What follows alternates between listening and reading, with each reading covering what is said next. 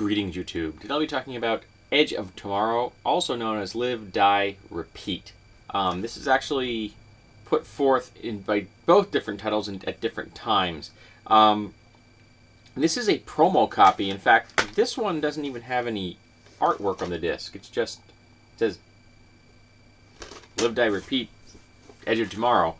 I picked it up at Walmart on sale for less than $5. And I had seen the trailer, and the trailer was intriguing to me because even though I consider that Tom Cruise in real life is kind of bat crap insane, he is an excellent action hero. He really does a great action film. Night and Day, for example, is a lot of fun. It's flawed, but he does a lot with what he was given. And the Mission Impossible films are a lot of fun to watch. Cruise sells it. He does almost all of his own stunts. He's seriously dedicated. He may be nuts, but he puts everything he has into his roles, and I really appreciate that. Now, I didn't go to see it initially because, well, I'm cheap. Because I hadn't heard a great deal about it as far as reviews were concerned. Then someone said something interesting. They said, it's Groundhog Day with power armor. And that's just awesome. One of my favorite films is Bill Murray's Groundhog Day. It's got Bill Murray. It's got a story of redemption. And it is a story of this darkly humorous repeat day. And that's what this movie is. It is an action film, but there is a darkly humorous vein that runs through it, undeniably.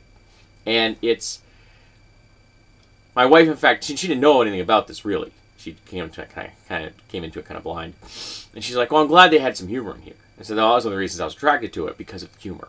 Now, I'm going to talk about this, and I'm going to have spoilers in here, so if you haven't seen it yet, be warned. So we have this guy reliving the same day. Now, he starts the film as this shallow, unpleasant individual. He's a PR guy. Just as Bill Murray begins the film of Groundhog Day as this shallow, unpleasant individual who's a big fish in a little pond and likes to push people around. And this guy's a big fish in a little pond. He likes to push people around. He likes to throw his weight around, and he attempts to threaten, to blackmail a general in time of war. Now, this guy could have just had him brought out to the front and executed. You don't do that in a time of war. But instead, he strips him of his rank and throws him in with troops who are about to make a major D-Day landing in Europe to fight an alien invasion. Now, the parallels between World War II and the present are kind of screaming. And the time here is flexible. For example, there are no hard numbers here what time this takes place in, but there are some old men in a bar talking about, well, my father fought in World War II. Well, the people whose parents fought in World War II are right now in their 70s to 90s. So if this is too far in the future, they're not going to be around. So I don't know where this is supposed to be on a timeline, but it is what it is. But there are a lot of parallels. The major bases are in Europe, in Britain. That's the spear front, right? That's the front line. They're going to be heading into Europe to take back France, take back Germany, the whole 9 yards. So yes, on the other side of the battle are Russia, and in this case China, or well, we're trying to kind of move in here. I'm assuming India is involved in this in some way as well. They didn't really talk about it a lot. They do have a military. I'm sure that they would be involved if this was a world-spanning combat. Now, the aliens in this particular film seem to be of the spore variety, in the sense that they spread themselves out in meteors or comets that land on a planet. They probably land in plenty places, and if they're of a certain technological level, they then combat those people and wipe them out. Now, I've argued in the past that the whole concept of interstellar or intergalactic war is absurd. if you have the technical expertise to achieve the distance, get across those distances, you also have the expertise to never have to go fight a war for resources again. And some alien just want to kill things. Well, okay, that's the lamest justification for a storyline I've ever heard, and it was just what it is. People love the idea of writing Earth combat across the big stage of the universe or the galaxy. So they make whatever justification they can so that we can have intergalactic or interstellar wars. But this particular seems to be like a weapon system run amok. So maybe there actually had been a war at one time, but somebody created a war machine, that just got out of control and just kept spreading itself. So boom, boom, boom, boom, boom. It probably, once it defeats a planet, then launches itself into space again, and does the whole thing again. It becomes this spreading virus. That in of itself, well, implausible, and to me really stretches my ability to buy something. It doesn't break it. Okay, it's a weapon system gone wrong. All right, I'll ignore that. The part that I don't get, and the part that did kind of break this for me a little bit, is that in Groundhog Day, it's magic. We don't know how or why Bill Murray keeps repeating that day, and he doesn't break the cycle until he redeems his soul. So it's got nothing to do with science. Because of that, it's a beautiful little picture that is perfect in every way. This deals with science fiction, which is based on science. So you can't have this kind of repeated process, and how the fark do you pass it from one individual to another through their blood? Which is what happens. Our main character gets doused in the blood of a dying alien, and this particular dying alien is the aliens that reset the loop. So if they're fighting a battle and one of these really big, tough bosses, which is like, they said it was 1 out of 68 million aliens or something like that, or 6 million, I can't remember what the number was. The day gets reset, but the main brain, which is located elsewhere, learns from their mistakes. So the next day they go back and they do a better job, and they do a better job, and they can continually improve their ability to fight the enemy until they win. And you can't reset time like that. It doesn't work that way. But it's passed through the blood, which is even stranger. So now that this guy's been exposed to the blood and he dies moments after this happens, he's now have this ability to reset his day. So his day starts exactly the point it was that his day began of the previous day. So the last 24-hour period. Over and over and over and over again. But he, because he is in this process, can remember.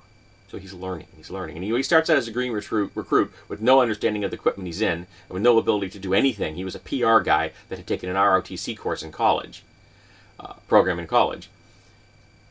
He's slick, and he's facial, and he's shallow, and he's unpleasant. But he starts to become very good at what he does, which is kill aliens, because he repeats the same day over and over again.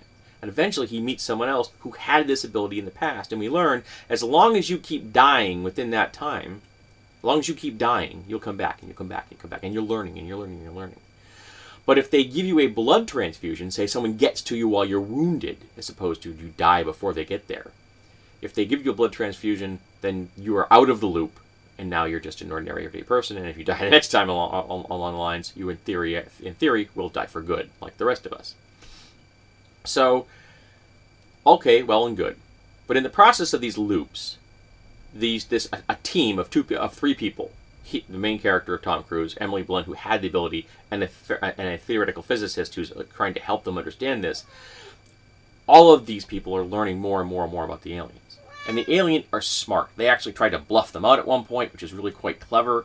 The aliens were fun to watch. The fighting was great. The special effects were awesome. The battles with the powered armor and the aliens were dynamic and fast and brutal. It was very much like you imagine a battle would be like in real life in these situations. It was just beautifully done. The soldiers were solid and believable. I believed that these people were these soldiers.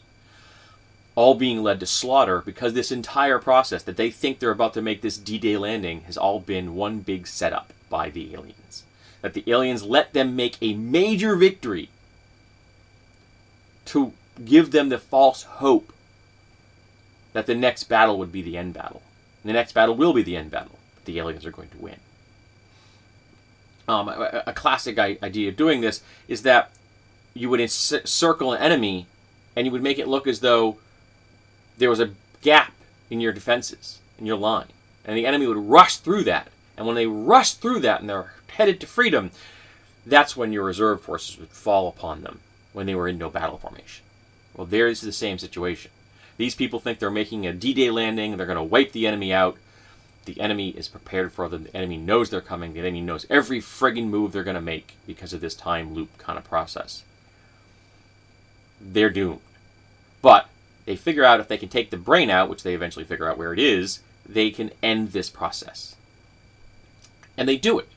And the film, they defeat the brain. And when they defeat the brain, the time loop ends. All the aliens on the planet, boonk, dead. And so everybody's happy. The ending, while entertaining, and I enjoyed it, and it made me smile, and that final scene with Tom Cruise, who just got that smile on his face, was so genuine. I believed that smile. I didn't see Tom Cruise playing the character of Cage smiling. I saw Tom Cruise smiling. And so that was really nicely done. Why did the time loop reset after the alien brain died? We're ignoring the fact that the alien should not have the capacity to do a time loop thing. If it did, it would have evolved in intelligence so far beyond anything we have that war would become meaningless to it. The material universe would probably become meaningless to it. But if you're buying into this, why did the time loop reset after the last death? When Tom Cruise finally gets himself in that spot, when Cage gets in there and he detonates a bunch of grenades and he kills the brain, why did it reset? That's where it should have ended. With everybody dead. All the heroes dead. And then the world moves on from that point. But I enjoyed the happy Hollywood ending because it means that at the end of the film, not only did we get to see the characters redeemed and the potential for a love relationship between our two main characters, which they never ever got to do in the film because of the war, but over the course of reliving this day hundreds, thousands, tens of thousands of times, maybe. We don't know how many times Cage relived that day. In Groundhog Day, the director said it was something like 10,000 times. He thought that Bill Murray's character relived that day. So maybe he relived that day 10,000 times. Over the course of that, he fell in love with his companion soldier, played by Emily Blunt. But he never got to do anything with it. Ever. Because of the war. So this film was a solid win for me. I'm not one to give scores, but I'd give this like an 8.5 to 9 out of 10, folks. This is a lot of fun.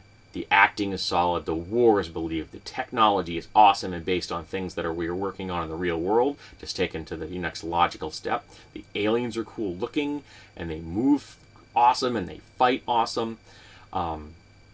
Everything has a wonderful depth, and it's got Bill Paxton. I had no idea Bill Paxton was in this movie, man. None. It was such a pleasant surprise to see Bill Paxton when he walked into that scene. I'm like, it's Bill Paxton. It was great.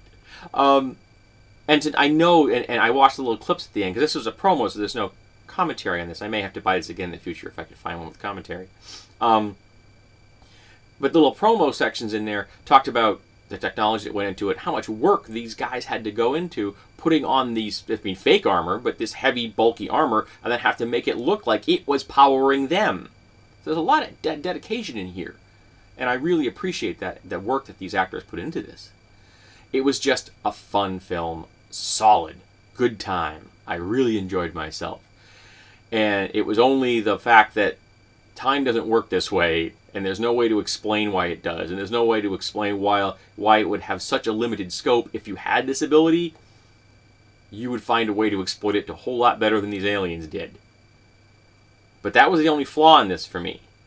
And I'm pretty much going to overlook it because so much else of this movie was fun. This was just a really great time. So, highly recommended for me. I rambled on far too long, I apologize, but it was great. I enjoyed myself, and I think you will too.